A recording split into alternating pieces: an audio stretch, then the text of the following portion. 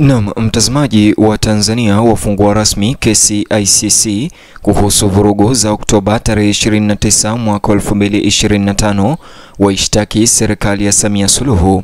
Sasa hivi Watanzania wameishtaki serikali ya Tanzania inayoongozwa na Samia Suluhu katika mahakama ya kimataifa ya ICC. Wakati huo huo, mahakama hiyo siku ya leo ICC imedhibitisha na kujibu kupokea mashtaka hayo rasmi siku ya leo. Bonyeza alama like kisha bonyeza neno subscribe na alama ya kengele chini ya video hii kabla nikutaarifu au nikujuze ripoti hizi kwa kina na kwa undani zaidi. Viongozi wakuu ndani ya serikali ya Samia Suluhu Hassan huenda wakalazimika kujibu maswali mbele ya majaji wa kimataifa katika mahakama ya ICC hivi karibuni, pamoja naye Samia Suluhu, baada ya Watanzania kuwashtaki nje ya nchi. Mahakama ya kimataifa ya uhalifu mjini The Hague imepokea rasmi faili la kesi ya kwanza kuhusu hali ya kisiasa na haki za binadamu nchini Tanzania, hali inayoashiria wakati muhimu kwa eneo hilo na kuiweka serikali ya Tanzania katika hali ya moto kama mahakama hiyo ya kimataifa ya ICC. Wasilisho hilo lenye kurasa 82 lilitayarishwa na kutolewa na timu za wanasheria ambao wanahoji kuwa uhalifu mkubwa unaweza kuwa umetendwa na unahitaji uchunguzi wa kimataifa na kuiweka serikali ya Tanzania inayoongozwa na Samia Suluhu katika wakati mgumu na hali ya hatari. Kulingana na wakili Mtanzania anayeheshimika Jebra Kambole, kukubalika kwa jalada la kesi hiyo katika mahakama ya kimataifa kunawakilisha hatua ya awali na nyeti zaidi ya mchakato mrefu wa uwajibikaji wa kimataifa, kwa mara nyingine tena kuiweka serikali ya Samia Suluhu Hassan mahali pabaya baada ya faili hilo la mashtaka hayo kukubaliwa.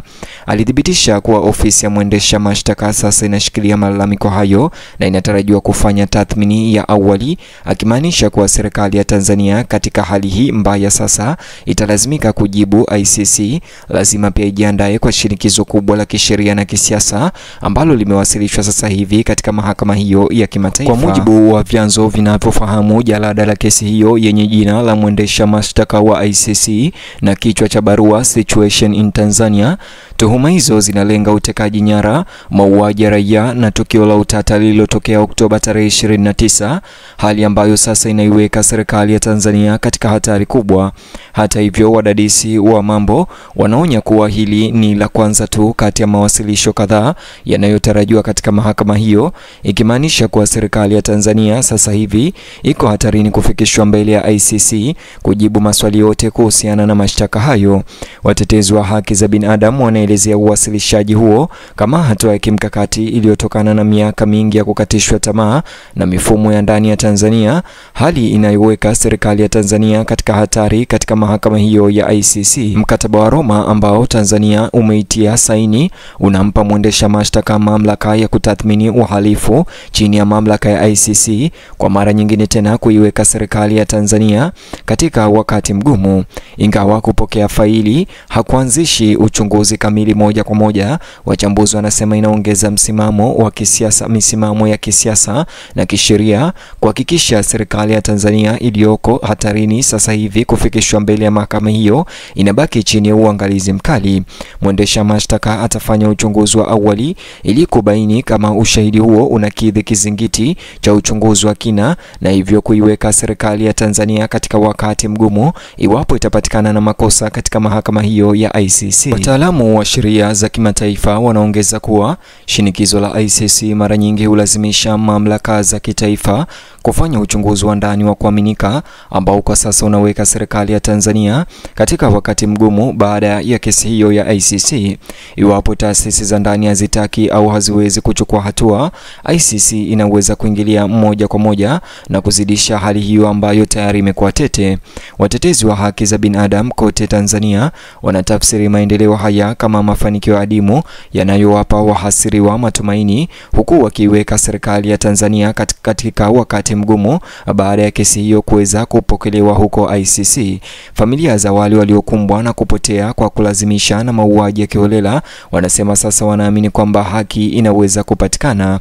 Hata hivyo, waangalizi wanahoji kuwa uangalizi wa kimataifa unaoangazia Tanzania sasa unaweza kuwa na madhara makubwa, hasa kwa sababu serikali ya Tanzania sasa italazimika kuweza kujibu maswali yote ambayo yataweza kuletwa katika kesi hiyo ya ICC, ambayo ni mojawapo ya maswali hayo ni mauaji ambayo yaliweza kutokea mnamo Oktoba tarehe 29 pamoja na majeruhi na machafuko yaliyojiri.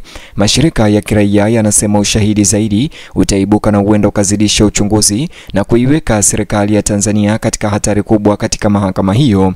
Madai yaliyorejelewa katika jalada hilo yanaangazia miaka mingi ya ukiukwaji wa haki za binadamu, mtindo ambao unaiweka serikali ya Tanzania katika wakati mgumu wa kujibu maswali hayo. Wanaharakati wanasisitiza kuwa kushindwa kushughulikia masuala haya ndani ya nchi kumeruhusu mgogoro huo kukua. Watetezi wa haki za binadamu nchini Tanzania wamefurahia maendeleo hayo, wakiyaona kama ishara kwamba taasisi za kimataifa hatimaye ziko makini. Familia za wahasiriwa wanasema hatua hii inarejesha matumaini kwamba haki bado inaweza kupatikana licha ya mifumo ya ndani kuhujumiwa, na hivyo kuiweka serikali ya Tanzania katika hali ya joto katika ICC. Waangalizi wa kimataifa wanakubali kwamba kesi hii inaweza kuweka historia kubwa kwa Afrika Mashariki na kuathiri kwa kiasi kikubwa hali ya kisiasa ya Tanzania ambayo tayari ni tete, na pia kuiweka serikali ya Samia Suluhu ya Tanzania katika joto kali la kisiasa katika mahakama hiyo. Wakati ICC inachunguza nyenzo hizo, waangalizi wanaonya kwamba ushahidi wa ziada unaotokana na makundi ya kiraia unaweza kuleta athari kubwa. Yaliyorejelewa katika jalada hilo ni pamoja na ukiukwaji mkubwa wa haki za binadamu ambao unaripotiwa kuongezeka katika miaka ya hivi karibuni. Hata hivyo, mashirika ya utetezi yanadai kuwa wahasiriwa wamesubiri haki kwa muda mrefu na ushiriki wa ICC unaimarisha uharaka wa kusuluhisha mzozo ambao sasa utaiacha serikali ya Tanzania katika wakati mgumu kujibu maswali. Wataalamu mbalimbali wa sheria za kimataifa wanasisitiza kwamba mara kesi inapofika The Hague ama ICC, macho ya dunia yanaelekezwa kwa hali iliyoshutumiwa na kuiweka serikali ya Tanzania katika wakati mgumu kimataifa. Licha ya uzito wa matokeo hayo, viongozi wa serikali nchini Tanzania hawajatoa taarifa rasmi ya kina kujibu zaidi ya kuiweka serikali katika wakati mgumu kuweza kutoa majibu kuhusiana na barua hiyo. Ukimya kutoka kwa uongozi wa kitaifa unazidisha uvumi kwamba ufichuzi zaidi unaweza kuibuka. Hata hivyo, mashirika ya kiraia yanasisitiza kwamba jumuiya ya kimataifa lazima ikae macho, kwani ushahidi unaonyesha kuwa kesi zaidi zitaweza kufuata hivi karibuni. Wanasema kuwa shinikizo endelevu pekee ndilo litakalo lilazimisha mabadiliko ya maana, kudumisha serikali ya Tanzania na pia kuleta majibu katika uchunguzi ambao utafanyika. Wakati ulimwengu unasubiri hatua zinazofuata za mwendesha mashtaka huko ICC, The Hague inakuwa kitovu cha Watanzania wanaotafuta ukweli na haki baada ya matokeo ya uchaguzi wa Oktoba tarehe 29.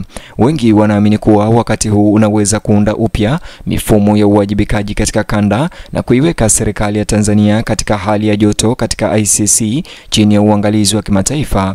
Kwa sasa umakini umesalia kwenye ofisi za ICC ambako malalamiko yaliyowasilishwa yanafanywa tathmini ya kina kisha kesi rasmi kuweza kuanza. Hata hivyo, wiki na miezi ijayo itaamua iwapo uchunguzi kamili utaanzishwa, hatua ambayo itaimarisha rasmi serikali ya Tanzania na kuweza kuipatia joto kali kujibu maswali katika kesi hiyo. Mtazamaji, ni hayo tu ambayo nimekuandalia katika ripoti ama habari hizi. Chukua sekunde yako moja ku like video hii kisha subscribe, alafu bonyeza box hicho kwenye screen yako kwa taarifa zaidi.